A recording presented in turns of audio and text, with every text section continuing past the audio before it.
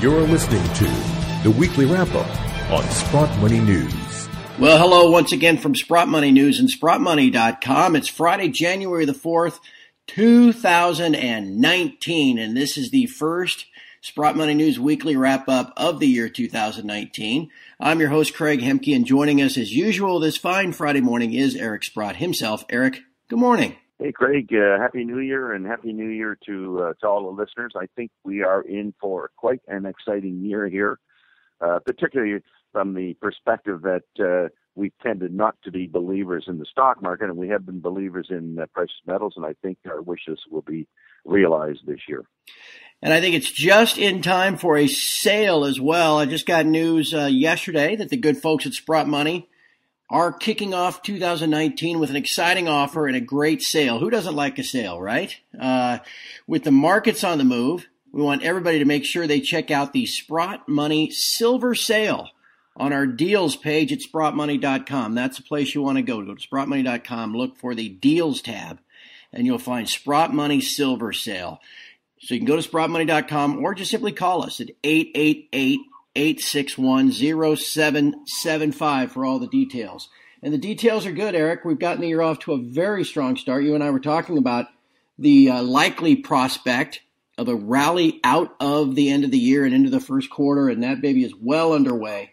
Gold up again this week, though it's down a little bit after the employment report this morning, but still up at $12.88. And silver now pushing towards 16. How did the week treat you, my friend? Well, it's been a great week so far, and I don't think we could have expected a better setup than we've had here. Perhaps I should even start off with, an economic thing that happened. That was the Apple iPhone sales suggestion that the revenues would be down. And it was interesting that the announcement was made the first business day of the year. And of course, being the sort of cynic and or skeptic that I am, I think, well, I wonder what would have happened if that announcement had been made in mid-December, because they must have known about it in mid-December. It didn't just start happening on the last day of the quarter. And had they had to make that announcement while stocks were plunging, it might have put the nail right in the coffin.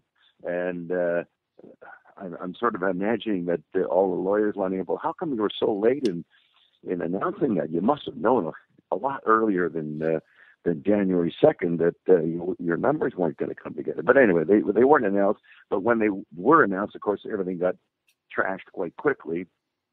And it sort of reconfirmed the deterioration that seems to be manifesting itself economically.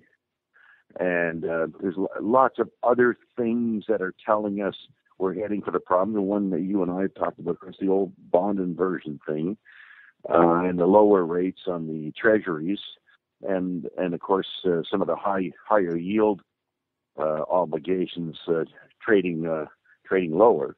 So there are lots of signs that we do have a mispricing of things, and the Fed, notwithstanding the big jobs number today, which was 312,000 jobs, which I rarely ever believe, but it would seem to me that the Fed will have to reverse course. The market's saying we're going to have rate cuts this year, 2019. And of course, between the rate cuts and maybe ending quantitative tightening, we're setting up the stage for gold and silver really go. They've already really gone. And the stocks are reacting, and the stock indexes are breaking out. So I think there's lots of good things for us to expect going forward here. Certainly feels that way, Eric. And, it's an odd way to start the year. I don't like to get into a bunch of hyperbole and alarm stuff, but there's some weird things going on, Eric. And I just wonder if you've noticed this too, besides the huge move in the bond market where the 2-year note's gone from 3% down to 2.4% in 60 days. That's an incredible move. Had that big drop in crude oil late last year. Obviously, the stock market's down. Then we had these meetings called by the Secretary of the Treasury of the President's working group on capital markets known as the Plunge Protection Team back around Christmas. We had the Japanese version of that call a meeting last night. We had the Office of the Comptroller of the Currency and the FDIC come out and say that the banks are in good shape. What's going on here? Are these all connected, or are they just kind of points that are just happening all at the same time? Well, it's interesting. I was actually imagining, going back to the Apple thing, that they must have known this quite a while ago, okay? And in fact, I'm sure it probably was being discussed with people in government. Oh, my God, we have this failure of things over in China. We have this trade war going on. It's not good. What are we going to say to people? And, of course, it can't just be Apple, okay? Who's kidding who? Everybody's going to be affected if China is either slowing down and or restricting American imports into China. There's going to be a lot of companies affected. And, of course, when companies are affected, the earnings go down. And when earnings go down, stocks tend to get hammered, particularly if you have a high multiple. So I think that's the more you look back at why was the market crashing, is perhaps this realization that things were bad already. I mean, it couldn't have been news to the people in Apple that just all of a sudden on January 2nd they find out that things weren't good. It's been going on for a while here, so and it will be more than just Apple that realizes it. And I think that's why this market has been sinking, and the bond markets has a tell, and gold has its own is its own canary in the gold mine.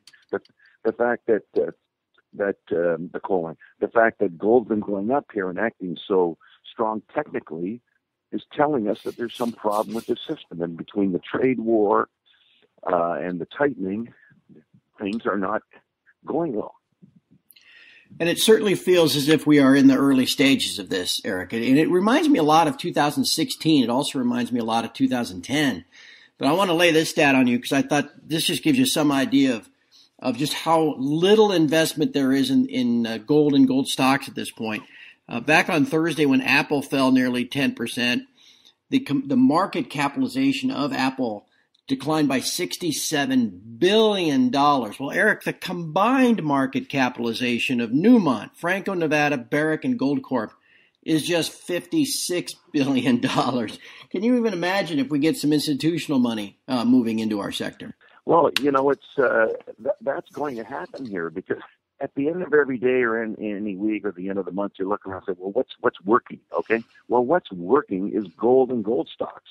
And what isn't working is FANGs and high tech and other economically sensitive groups. So the shift will be on, and it's like trying to get squeezed through a very small hole because there's no room to get that kind of money into things. There was a portfolio rebalancing just after Christmas for $67 billion, which was what caused the Dow to go up by 1,000 points that day.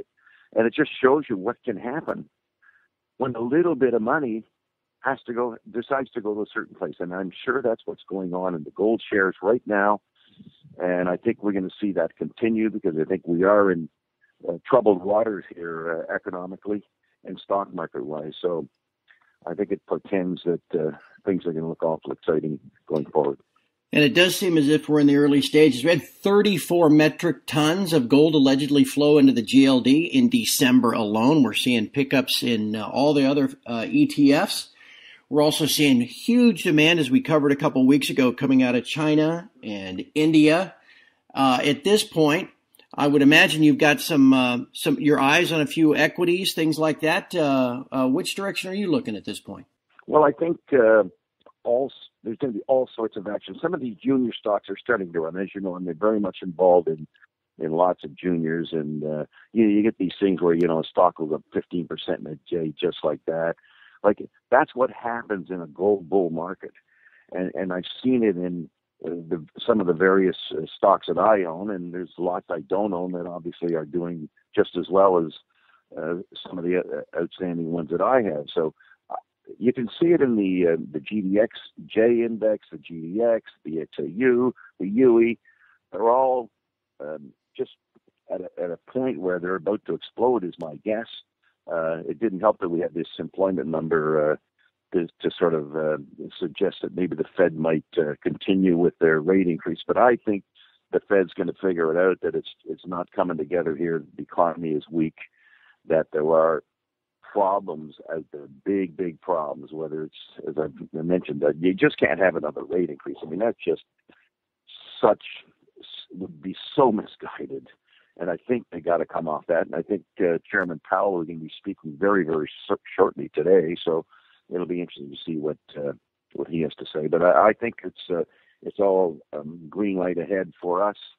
And I've been spending a lot of time studying various stocks and comments by people. In fact, I've said before that I enjoy going to these chat lines, and there's some key people I've been reading on. One of them is AU Investor, another one is Investor 111, who does a lot of work on Kirkland Lake Gold. And it's interesting. I find that people away from the brokerage community quite often do better work than the brokerage community does, because believe me, they're in it.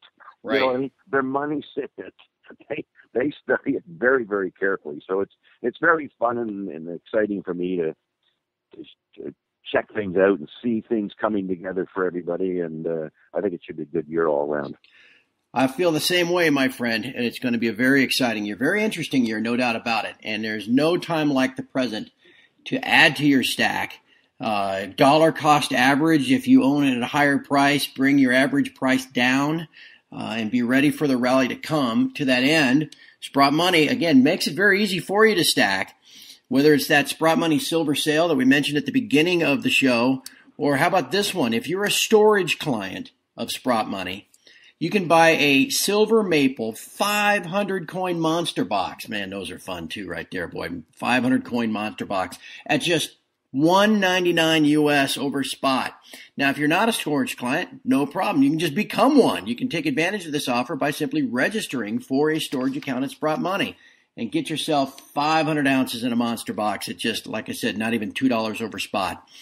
As usual, just check us out, sprottmoney.com, or call 888-861-0775. Eric, like I said, I think this year is going to be something else. I look forward to visiting with you each Friday to wrap things up and look ahead. But for now, I think I'll give you the rest of the week off. Well, it's been great so far. And, as everyone else is suffering in this carnage that's going on in the markets, gold investors, for the most part, are doing a lot better. I pointed out last week, I think the gold indices are outperforming the stock indices by about 30% in the last quarter.